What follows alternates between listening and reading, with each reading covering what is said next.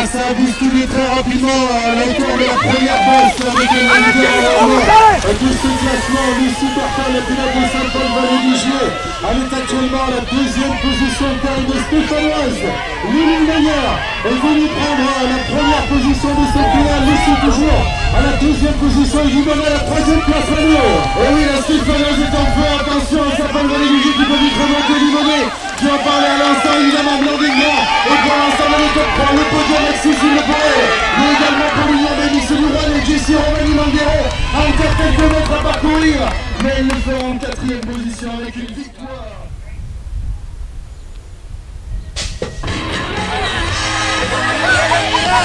Oh, mais la magie peut-être une vidéo de son jet déplacement. Jusqu'à une nouvelle fois. David Tremblay pour l'instant nous à la deuxième place ensuite pour Tobias Salut, le pilote de Saint-Etienne. Et la troisième position va aller du côté de Louis Manger. Le pilote de Saint-Etienne. Ah, peut-être encore une victoire pour Anthony Mazière qui va remporter normalement une troisième ou quatrième victoire sur ce challenge. Stéphanoise Garnier 4 à la deuxième position. Louis Manger vise le podium et va monter sur cette troisième marche du podium devant Monceau Roman et le pilote de Saint-Paul-Vallée-du-Gier.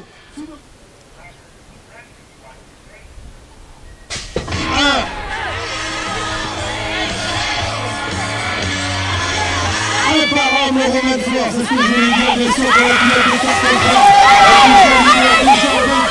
Le plusieurs challenges sans atténuation est parti de l'extérieur. Est venu prendre la deuxième place, Léa Bianchi, à la troisième place, devant la pilote de la caution, mais c'est bien Carpentras qui domine encore une fois. Et oui, Romain Fort n'est pas leader premier dans cette catégorie, mais attention tout de même, Athénaïs Moller a les ressources, elle a les capacités, elle a la technique pour remonter, Léa Bianchi également, la Corse sera ses troisième, et la quatrième place pour l'instant un petit peu plus difficile, mais bien évidemment pour la pilote de la team Greenback à la égale, mais la victoire est une nouvelle fois signée Romain Fort.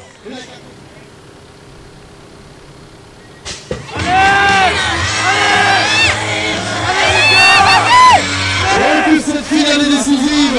Et le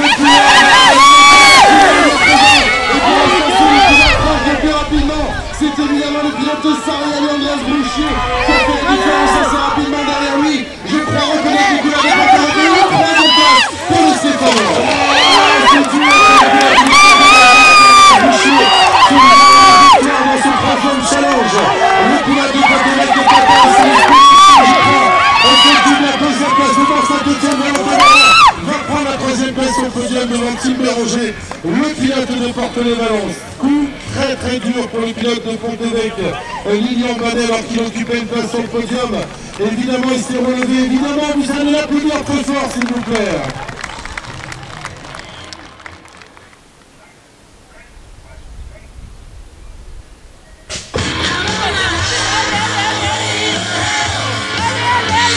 Est-ce qu'il y a une surprise à voir le pilote du chrono, mais oui,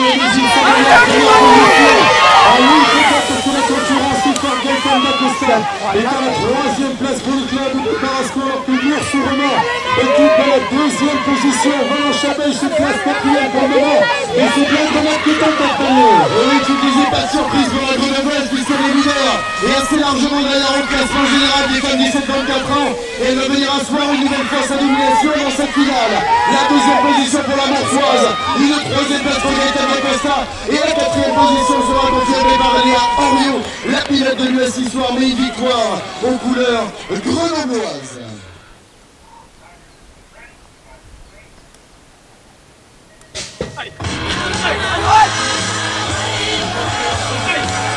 Oh, mais le Morsois est imperturbable.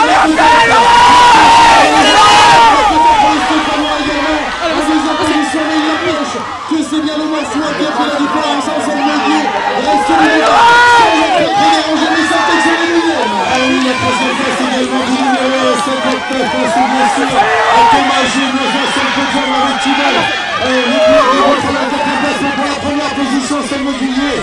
On va l'emporter devant le Stéphanois et bien sûr Mosa Saint-Étienne-Béni, Samuel Angélieux à la deuxième position.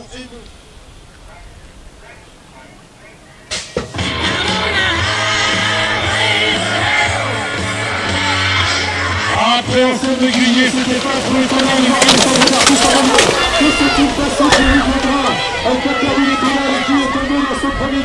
Burker se retrouve croisé derrière Théo Livoire, ça nous donne Alexandre Renard, Théo Livoire et Théo Burker. Et oui, le pilote de Livoire est bien premier au classement général, il vient confirmer, il est là pour confirmer sa domination, sa supériorité. La deuxième place de Théo Livoire n'a plus aucun doute pour l'instant. Le pilote de Comont va sûrement finir sur la deuxième place du podium et une troisième place pour Théo Burker, le pilote des Côtes Mirabeau et de la team Bunny Up.